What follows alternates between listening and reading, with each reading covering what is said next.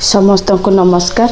आज आम मैंने डिस्कसन करवा आमर जो गर्भवती महिला अच्छा पोषण ट्रैकर से बेनिफिशियरी मानकर किभली भाव में आम जेस्टेशनल वेट गेन को आम मैंने पोषण ट्रैकर तार डाटा एंट्री करवा।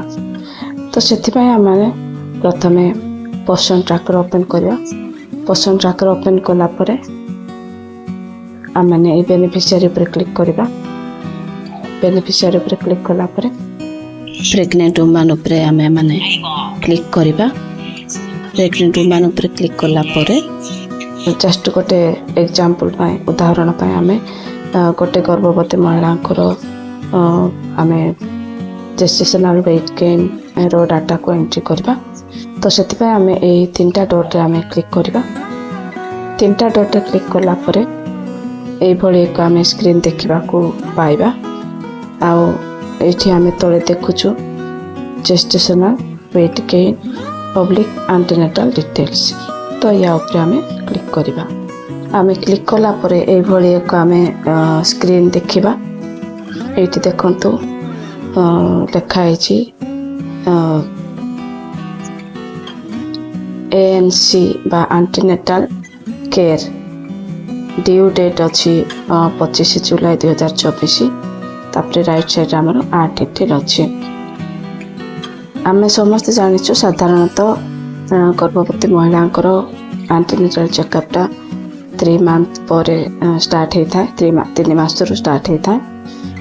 तो सही गर्भावस्था 4टा एंटीनेटल चेकअपटा होता है। तो यही जो बेनिफिशियरी अच्छी डिटेल ऑलरेडी देती।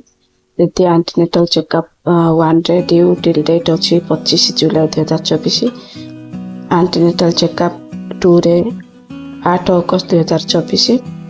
एंटीनेटल 3 रे 14/11/2024। आउ एंटीनेटल 4 रे 9/1/2025। ये 4टा आम को एंट्री करने को पड़ो। तो बर्तमान आम कि भाव में डिटेल को ऐड करवा तामें देखा। तो से आम मैंने ये जो ऐड डिटेल अच्छी तापर क्लिक करवा।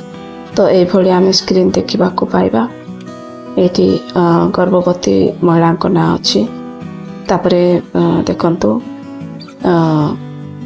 ये लिखाई please enter the antenatal height and weight of beneficiary from MCP card. आम मैंने यही डिटेलटा आम मैंने MCP कार्ड रू ही आम को एंट्री करने को पड़ो। तो आपण मैंने MCP कार्ड प्रत्येक गर्भवती महिला आपण मैंने खोली आउ से गर्भवती महिला MCP कार्ड देखिकी यार डिटेल आम सब एंट्री करवा। प्रथम ये अच्छी आम देखा पाचु एंटर हाइट इन CM। तो आम मैंने ये महिलार यही गर्भवती बेनिफिशियरी आम तार हाइट एंट्री करवा। ये गर्भवती महिलार हाइट हूँ 145। तापर ये देखो कहुई height should be between 76.2 to 304.8 cm। एटा तार रेंज मध्य से देछि। तो ये महिलार आमर 149 cm अच्छी। तो हाइट एंट्री हो जाए। पुणी आम तार वेटटा आम तार MCP कार्ड आम देखा।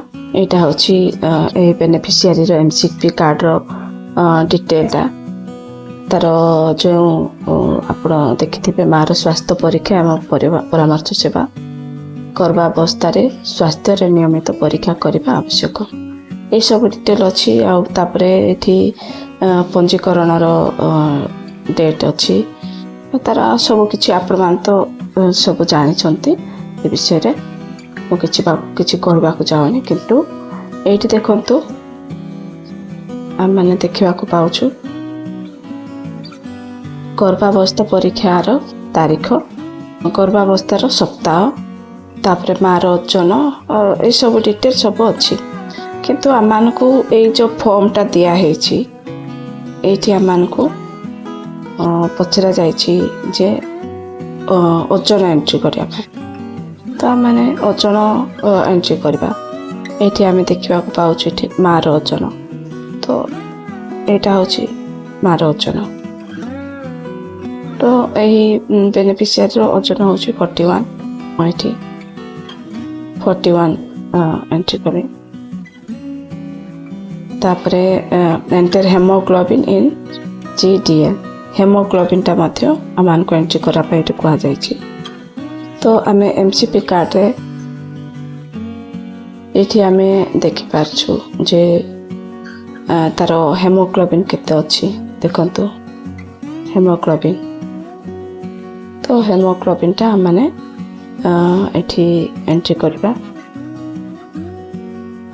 तार हेमोग्लोबिन ए गर्भवती महिलार 10.8 तांकर हेमोग्लोबिन टा 10.8 अछि तापरे एठी पचरा जायछि जे actual date of antenatal checkup देखंतु एक्चुअल डेट तो एक्चुअल डेट आमे कोठी पाइबा एठी देखंतु MCP कार्ड एठी तार अछि गर्भावस्था रो परीक्षा रो तारीख तो एठी एई लाइन रे आमे पाइबा ए गर्भावस्था परीक्षा रो तारीखटा आम मानकर एठी अछि तो 16/8/2024 तो आम माने एंट्री करबा 16/8/24 16/8/2024 तापर आमे सबमिट करबा मैंने सबमिट कला एक स्क्रीन आम देखा पाचु ANC details has been added successfully ANC details will be reflected in beneficiaries profile shortly तो ये देखो तो एंटीनेटल चेकअप रो डेट देला तापर बेनिफिशियरी ना देखला देला आउ जेस्टेशनल वेट गेन चार्ट लिखा तो आम को ये पुणी आउथरे गो बैक करी देला तो आमे बेनिफिशियरी वेट गेन चार्ट देखा हेले ये आमे क्लिक करबा तो ये आमे देखा पाचु बेनिफिशियरी वेट गेन रो चार्टा ये सब तार डिटेल आमे देखिचु यहाँ हूँ तार जेस्टेशनल वेट गेन रो चार्टा आम ये भाव में आम देखिपर पुणी गो बैक जावा तो आम ये देखु ये अच्छी आम प्रथम एंटीनेटल चेकअपटा आम एंट्री कर देचु से भली भाव में आम मैंने एंटीनेटल चेकअप 2 रो मध्य आम एंट्री करवा तो तार ये देखो तो आर डिटेल देछि तो मैंने आर डिटेल रे क्लिक कला परे मैंने हाइट एंट्री करवा ए बेनिफिशियरी 149 cm हाइट अच्छी तापरे तांकर ओजन एठी अच्छी 42 MCP कार्ड हिसाब रे आमे ताको एंट्री करवा तापरे तार हेमोग्लोबिन अच्छी 10.6 एक्चुअल डेटा आमे देखिबा MCP कार्ड एक्चुअल डेटा 20/9/2024 तो आम मैंने एक्चुअल डेटा ये एंट्री करवा 20/9/2024 तापर आम सबमिट करवा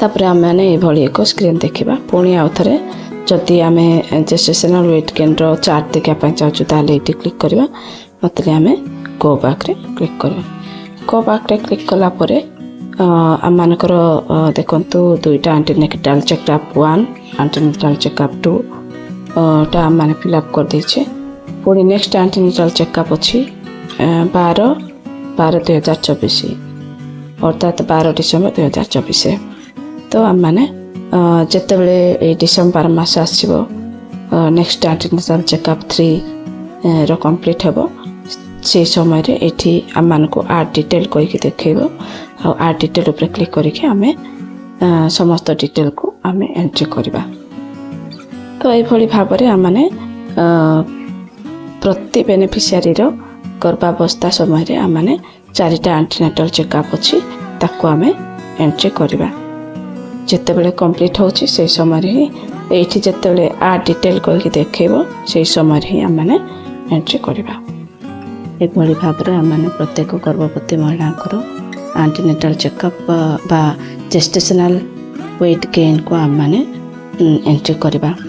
ମୁଁ ଆଶା କରୁଛି ଆପଣମାନେ ଏହି ଭିଡ଼ିଓ ଦ୍ୱାରା ଜେଷ୍टेସନାଲ ୱେଟ୍ ଗେନ୍ ଆଉ ଆଣ୍ଟିନେଟାଲ ଚେକଅପ୍ର କିଭଳି ଭାବରେ ପୋଷଣ ଟ୍ରାକର ଏଣ୍ଟ୍ରି କରିବେ ତାହା ଆପଣମାନେ ଜାଣିପାରୁଛନ୍ତି।